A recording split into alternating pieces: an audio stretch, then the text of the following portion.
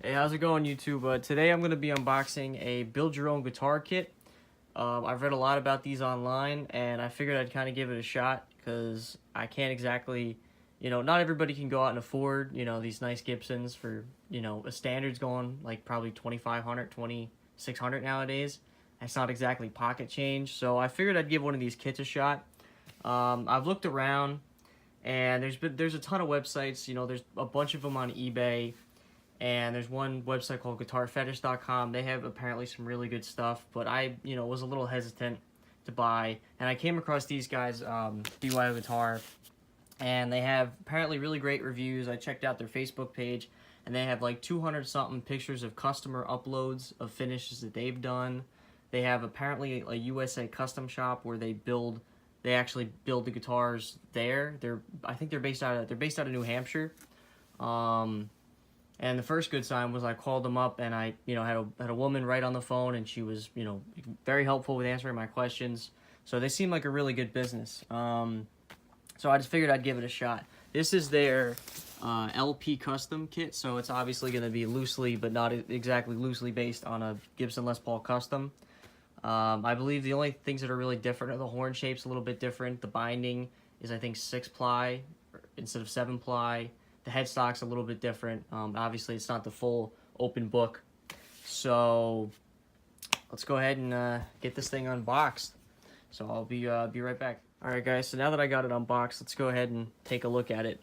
Just saying, I think they're based out of New Hampshire, and I live in New Jersey. And I placed the order at Monday night at like 10 p.m. and it got delivered to my house Wednesday morning at like 11 o'clock. So it's basically. And I paid for regular, it was $18 for FedEx ground shipping, and I got it like literally a day and a half business days. So that's pretty damn good service. But I don't know if that's just because I'm a close state.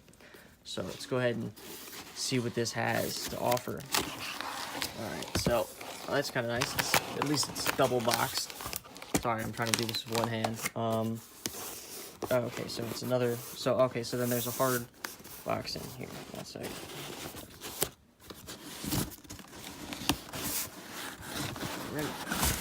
There we go. Alright, so looks like we got our neck package in this slot. The body's over here. Hardware is over here. Got ourselves a packing slip. The only upgrade I did purchase, because there's a lot of upgrades that you can do, I just got the Graphtec nut, which was an $11.60 upgrade. I don't know if that came pre-installed or not. So I'll have to check that, unless it's in this hardware bag. So let's go ahead and see what's in this generic hardware bag. Obviously, all this hardware is pretty much crap. No one's actually going to use this. I was going to upgrade to the gold because I eventually want to make this look like a regular Les Paul custom, but I figured all this hardware was going to be crap anyway. It was all going to get replaced. There was no sense to actually pay for the upgrade. So, let me try and get this open. Alright, so now that I got this all disassembled, obviously this is all going to be utter, shit. I remember I had my Epiphone Les Paul. I redid the whole wiring. These are these little dime pots with a tiny little green capacitor that barely exists. Super cheap metric switches. You could tell, but just by the looks of this, it's just garbage. But these are all, little cheap $5 upgrades on Amazon. I'm gonna end up getting full, real, what do you call them? The CTS pots with the audio taper on them. Get a real, switchcraft jack, or switchcraft jack. I'm gonna be now. This is the bridge over here. This is your typical standard, Epiphone bridge quality. What I'm planning on doing is actually filling in the posts and getting a regular ABR1 USA bridge and installing that. So hopefully that'll be an informative video. And I noticed that the upgraded nut is a real Tusk is a real Tusk white nut, but it's obviously not installed, so I'll have to install that. The truss rod cover seems to be in here too. So overall, it's just your generic, real crap. This is all terribly scratched up, which is kind of disappointing. But, hey, it's from China. What'd you expect? Alright, so now it's time to move on to the neck and the body. Looks like they wrapped this in styrofoam. I noticed that this has number 28 on it, so I'm going to guess that... Yep, 28. Okay, so they're supposedly matched. Let's hope they are. I hope this neck joint is good. Let's go ahead. So it's taped at the other end. Now, from the pictures on the website, it looks like it's a long neck tenon, so we'll have to see if that's actually true. I'd imagine, sorry for the crappy camera work, guys. It's going to be, oh, that doesn't look too bad. Okay, so, oof. Sorry, I'm looking at it when I'm supposed to be. Okay, so that actually doesn't look too bad. A little bit of a scratch right there. Some glue, I think. One thing that's impressing me so far is it looks like it's a one-piece neck. I do not see a scarf joint, and even my Epiphone has a scarf joint. And for a Chinese guitar, let's look at here. Here you can see it's clearly two pieces of wood.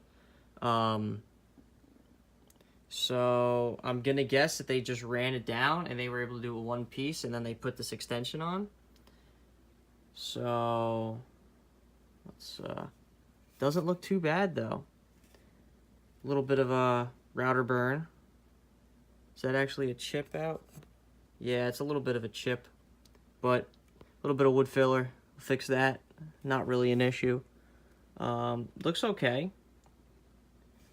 The fretboard, you can tell. Actually, it doesn't. Well,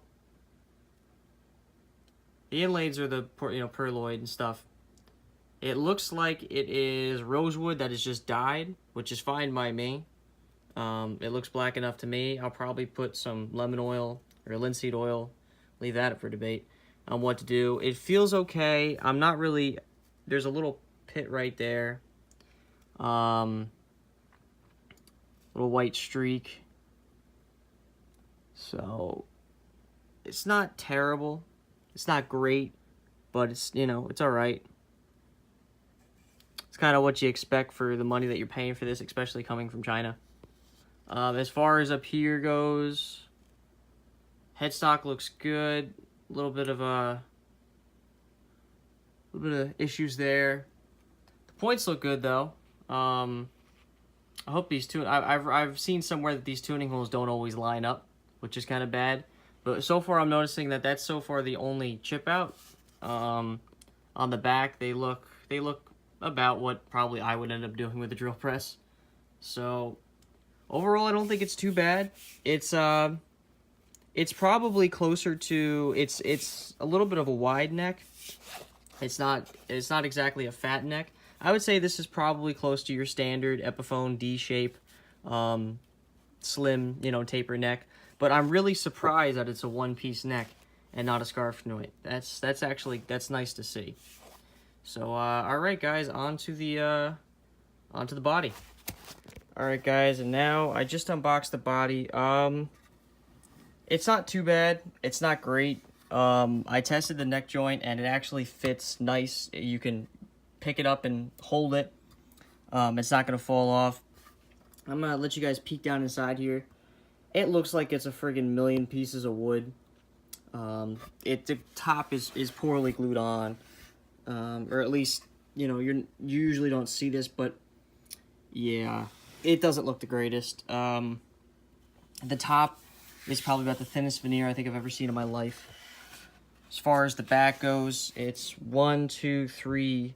I think it's 4 pieces, because if you look at it from the side, you can see that there's 1. If it'll focus, sorry. 1, 2, 3, and 4. But this is obviously going to be... I'm going for the Randy Rhoads solid white Les Paul Custom. So I have no worry about that. My only concern is here. I plan on putting full CTS pots. I hope they'll fit. If not, it's going to be interesting what I'm going to have to do. I don't really want to... Well, I'm going to have to re-drill these holes anyway. because they won't fit CTS pots. These are the metric sized. I need to drill them out to be 3/8 for the CTS pots. But that'll be what happens. Like, and even here you can see obviously this circle is not concentric to this circle. So little things here and there. It's kind of rough. I definitely would not pick a natural finish for this guitar, at least not this model. The binding's all right.